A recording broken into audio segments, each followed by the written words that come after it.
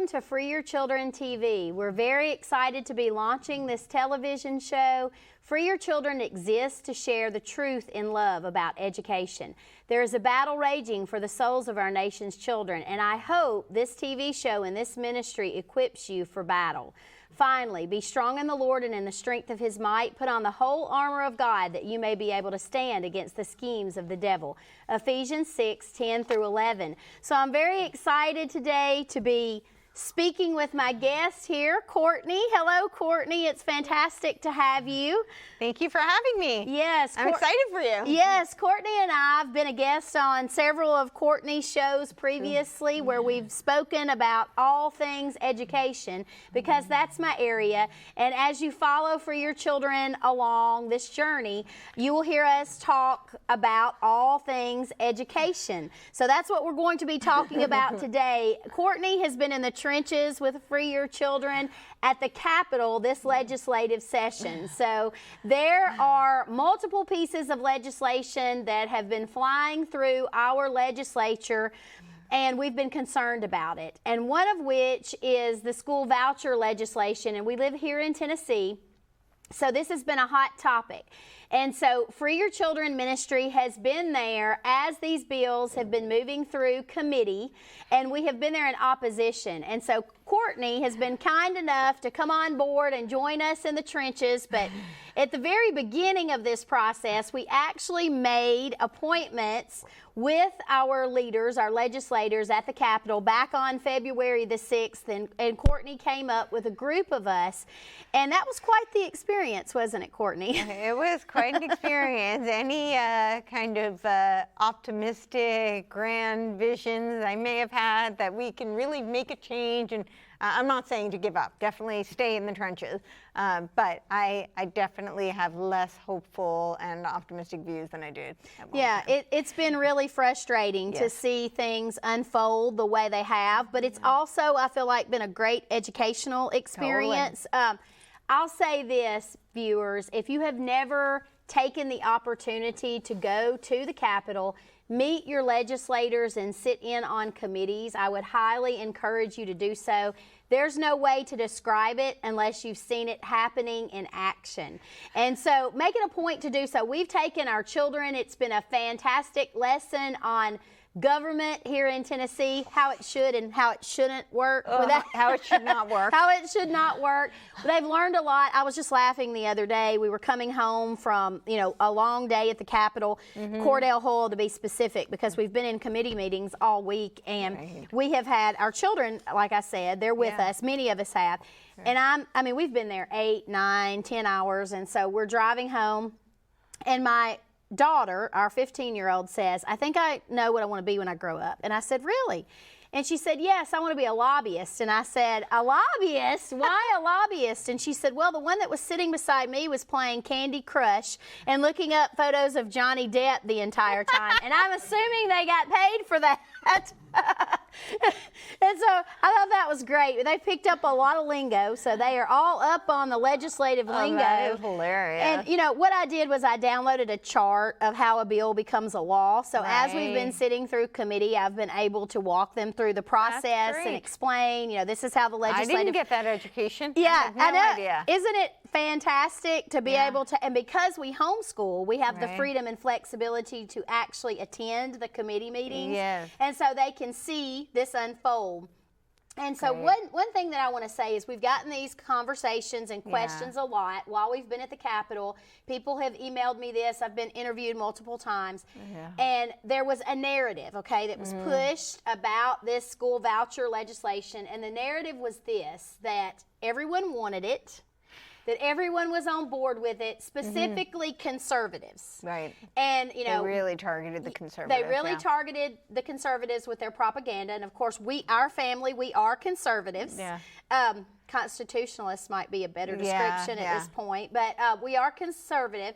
And we were opposed to this. So I was getting lots of people, radio stations, TV stations were approaching us because it was clear that we were a group of Christian conservatives that were there at the Capitol in opposition to this piece of legislation that, you know, everyone had been, you know, promoting as this is what the Conservative Party wanted. Everyone was on board with this. And so the underlying theme was, can you tell me why homeschoolers don't want this? Oh, yeah. I hear it all the time. Yes, and so we had a great opportunity to explain why we are fundamentally opposed to school choice. And I'll say this, it's because that we know and understand that what the government funds, it runs. I had the opportunity to testify in opposition to this legislation in both the House and the Senate, so you can go back to my website, freeyourchildren.com. We have a Rumble channel, and you can see the clips of my testimony where I explained in detail Great. why I was opposed to this and why we as a collective group are opposed to this. But why do you think so many conservatives have bought this lie, Courtney? Well, I think that so I tweeted this not too long ago where I said how, you know, people often think about political labels as being ideological constructs. And I don't want to, you know, negate the fact that, you know, there is some sort of philosophical underpinnings, at least at the root there was. But I think in practical application more often than not, what it becomes is target audiences for marketing. Yes, absolutely. And so they know that there are certain buzzwords that people who identify with a certain label, like, you know, you said conservative, maybe now constitutionalist makes more sense. I understand why you say this, you know? Yes. Because they really target these various groups. Then they know what, you know, identity has been packaged onto them. They know the little bow that's been wrapped. And so there are certain words that are very appealing. Choice, freedom.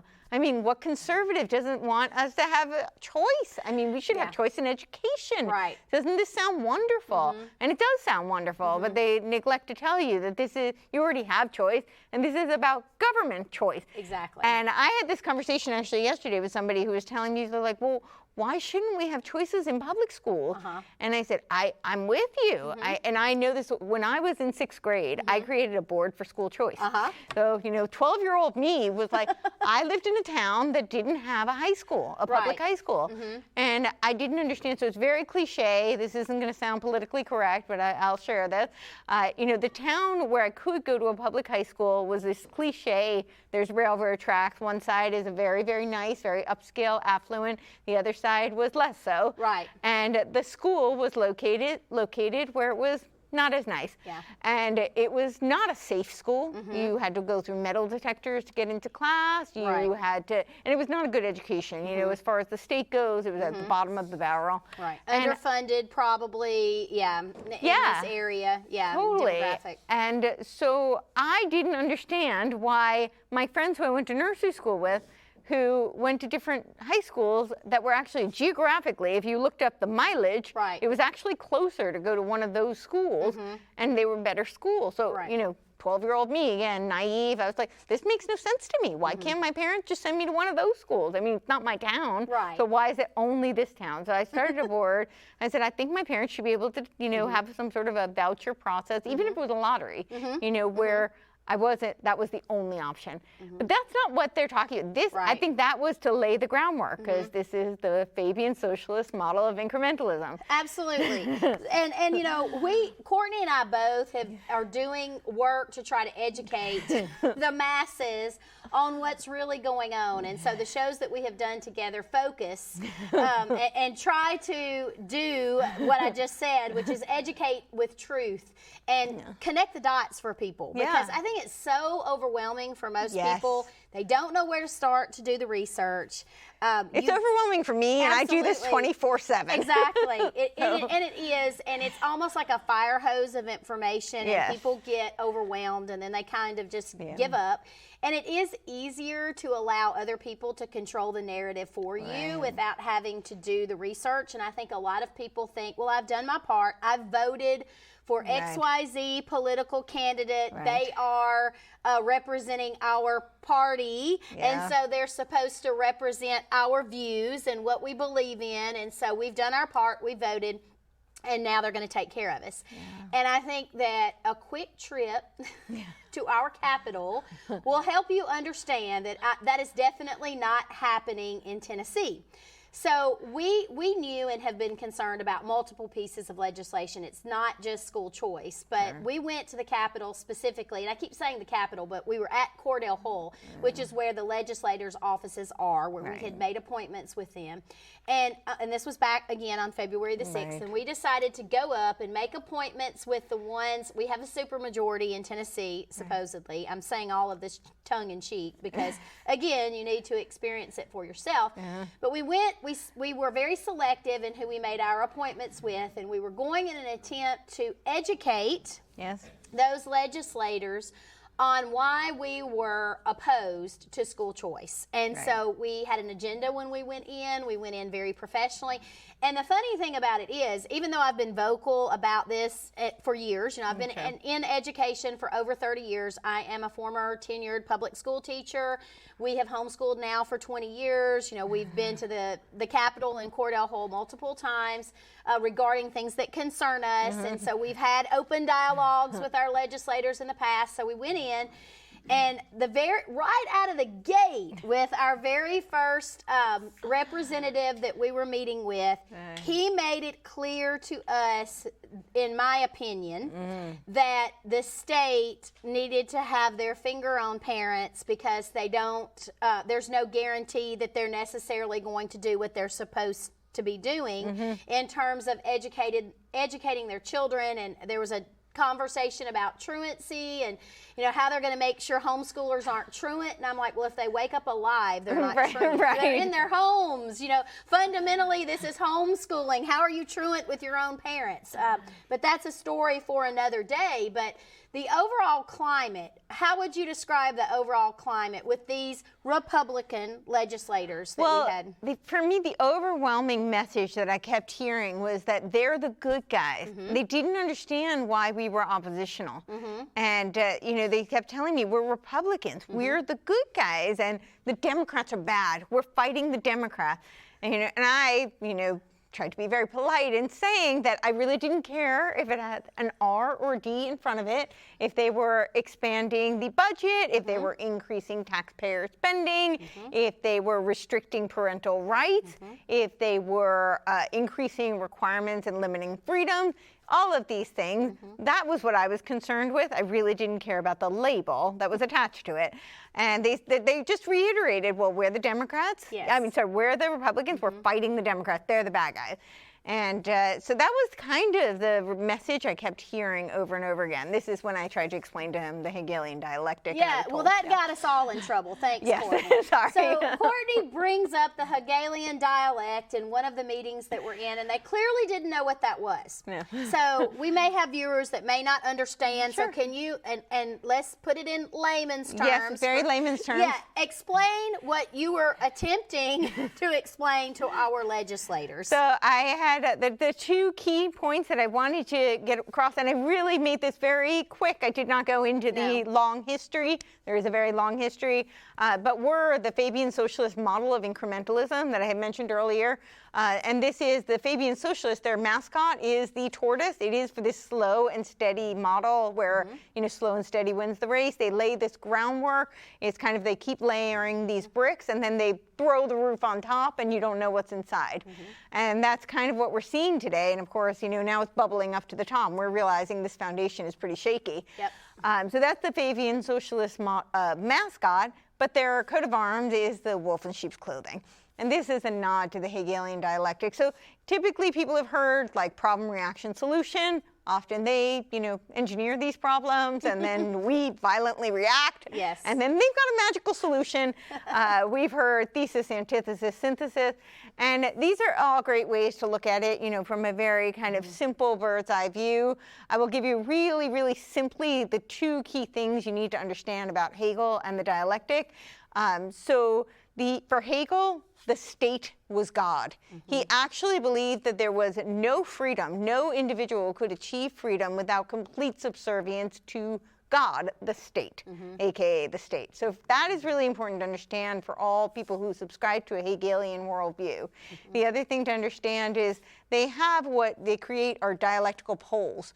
So typically you think, okay, I'm on this side, and it looks like it is the polar opposite and diametrically opposed to this other side. However, he had a diagram of a spiral. And really, if you understand, Hegel is a very Gnostic worldview. So they believe that, through theurgy, which is divine wisdom, that's what theosophy means, is divine wisdom, that they could become God. And so it really, this spiral is actually Jacob's ladder. They're taking you through to become your own God. And he actually said, so it was Fichte who talked about Kant's dialectic as being thesis, antithesis, synthesis. Hegel rejected both Kant and Plato's notion of the dialectic because he felt it was too abstract and it wasn't methodical. He had the philosophy of science, which was really scientism. He wanted a method in order to achieve the historicity of man. He looked up to people like Napoleon, who were these world historical figures. So, okay, very simply, what he said was that there was the abstract, negative, and concrete.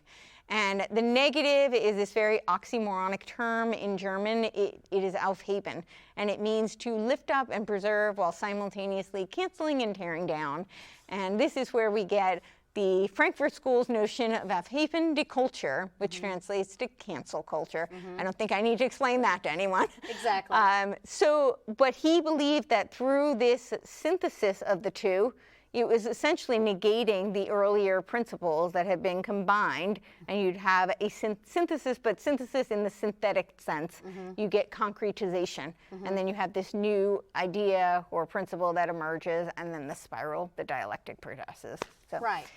Apparently they didn't like your description or even bringing up this particular topic. And I didn't go even that far in detail. I was really pretty simple, but I thought everybody would like to hear it was clear that they were not up to par on that concept. Right. And so one of the reasons why I believe that you felt it necessary to bring that up is because this entire precipice, the whole root goal of school choice is to create a system where the government controls all forms of education. So what it does is that this idea of school choice, it destroys true private education. Because if the government is controlling all of it, then the government is in control. And so this goes along, these are UNESCO's goals for education. They actually have a school choice toolkit, and UNESCO's goal is to create good global citizenry where the state is the guide, where the state is the one that is in control. And if you go back to the very founding of our educational system that we see today, you will find William Torrey Harris, who was our first education commissioner, and he peddled the notion that children belong to the state. And that parents needed to turn their children over to the state when they came of a certain age so that they could be educated by the experts. So our whole point... So we could achieve a technocracy. That's right. So the whole point in bringing this up to our legislators was to hopefully give them some background knowledge as to why we are fundamentally opposed to school choice. And really what I was hoping to achieve by bringing some historical context was for them to understand, when you see this is part of why the military is so compartmentalized, is because when you're myopically focused on something, it's hard to see the bigger picture, and you don't necessarily know what the specific purpose of the task at hand is. And so when people look at things like school choice and you're myopically focused on that choice, some of these marketing ploys may be very effective, and understandably so. You're like, well, I'm looking at this, and this seems like a really good thing. But if you have the bigger context and know how it fits into it's a puzzle in the larger context. I think you nailed it, because you said they may not necessarily see the big. It was clear they didn't see the bigger picture, because they kept asking us. You kept saying, they kept saying to us, you are telling us they want to control education. Who is they? We're not they. Exactly. We're the good guys. We're wanting to give you more choice. And, we're saying to them, we don't want what you're peddling. Exactly. We know that your money comes with strings, Yeah. and we are here in an attempt to try to preserve our freedoms. And, you know, I've been traveling, and you've been to some of the seminars that I've hosted. Yes. Multiple seminars that I've hosted. They're awesome. Thank you. And I appreciate your support and being willing to sit through those because, you know, you're well versed in this information. But we're doing it because the mass public does not know the history of where it came from, where we are today, and where we're headed. And so that's one of the reasons why I wanted to offer those seminars, was to hopefully educate as many people across our state of Tennessee on why you really need to be concerned about this. And, you know, there's a reason we study history. It's so that we don't continue to repeat those mistakes and find ourselves in the same traps. I'll just add that this is why they revise the history they teach, because they don't want you to know what's actually occurred, because then we would be wise to their plans. Yeah, you know, we were sitting there watching, I call it the circus, because in my opinion, it's been a complete and total circus, this legislative session. And I said, there is a reason why they don't necessarily want us here. There's a reason why they don't want us asking questions.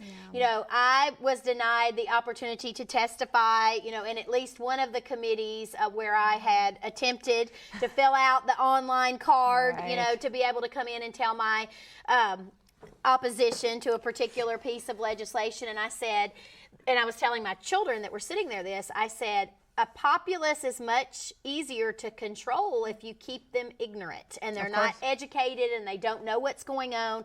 They don't know what types of questions to ask. And I really feel like that's why they see us as such a threat.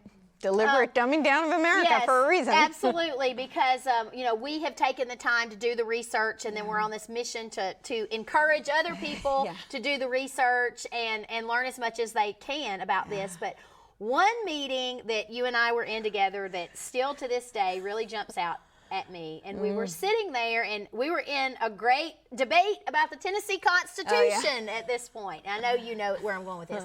First off, I keep looking at your coat over there in your chair, and I'm looking at Courtney's black infamous fur coat. Yes, and so when we were at the Capitol, Courtney became known and kind of tagged as the woman in the black fur coat that was asking all kinds of questions that apparently were offensive, which was so funny because, you know, I felt like the tone of our meetings, even though we didn't agree, I felt like they were professional and very respectful, and we weren't rude.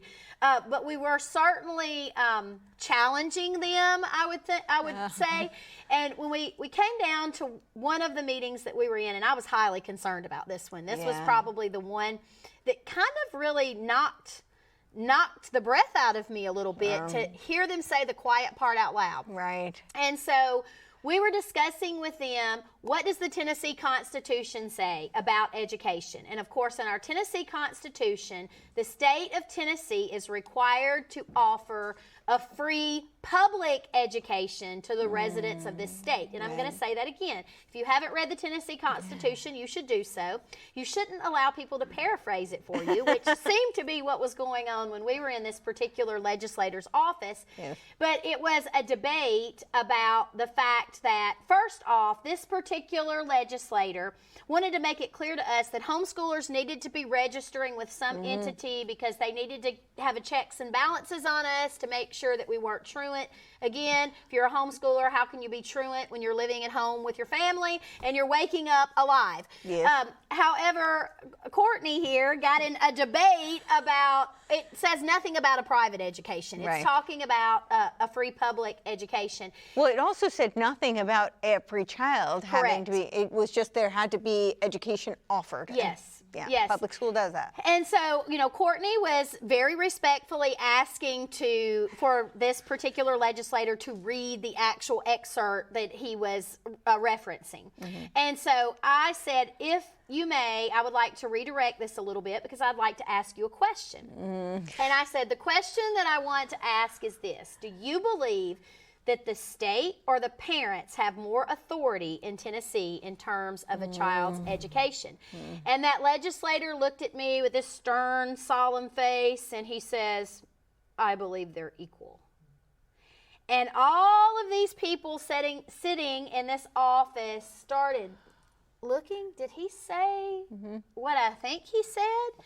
Because if you're a parent, you should, if you're not concerned about anything else, you should be on fire. You should have a fire in your belly. That should anger you that any state elected official, any government entity feels that they have equal authority over your child, as much authority as a parent. What was your takeaway from that, Courtney? It was pretty concerning for sure. You know, they kept saying that it's because the child has rights, and of course the state has rights, and so that of course rivals the parents' rights, and it's very concerning. Yeah, it's concerning. I would just add, when I brought up Hegel, it is of course relevant because again, this is the subservience to the state, and this is the whole education model. I didn't go into all of this, but the whole education model really that has been exported starts with Wundt. And it was the Americanization of Wundt, and Wundt is really, he was a Hegelian, and he is, you know, really instrumental in bringing this idea that, you know, the state has to have rights, that the children have rights, and that the parents are not, you know, in... Right, they're not in that little equation. That's right. And, you know, one of the things that Free Your Children hopes to do is to equip parents with the information that they need to make sure that they are fundamentally protecting those rights, their parental rights, their educational rights, and their constitutional rights. What piece of advice would you give to parents, Courtney, in terms of getting involved politically? Because, you know, we're talking about this and how bad it is and what a circus it is, and people may be saying, well, why even show up? What's the point? What would you say? I think because I think people need to get involved so that there is some sort of pushback, and they don't feel like they can just railroad, you know, whatever they want through. I think also because some of them, one of the things that was most shocking to me is they're not nearly as informed as I expected them to be. And this is not to be pejorative or derogatory, but I think that they need to be informed, and they need to understand that their populace is informed. Yes. And they need to have some sort of pushback, so they can't just get, sometimes it's really, you know, to their credit, sometimes they're getting these bills slapped on their desk that day while they've got a full day scheduled. Exactly. There's no way they can read all of this, and they're just trusting in good faith. And I think some of them, it is innocent. Some of them, it may be a little more corrupt. But if they've got the public saying, hey, we've done the legwork, we're not okay with this. This is not what we want for our children. And you represent us, and we're asking you to research this and look into this and have open dialogue.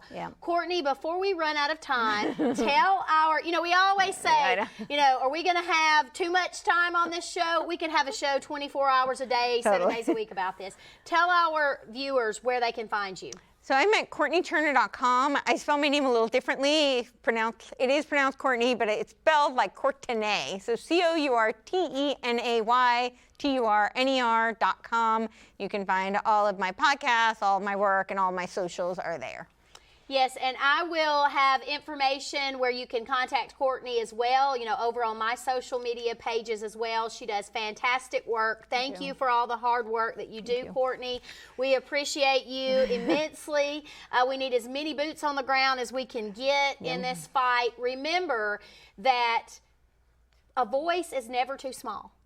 Grassroots works, and so get engaged. Thank you for joining us here at Free Your Children, and we hope to see you again real soon.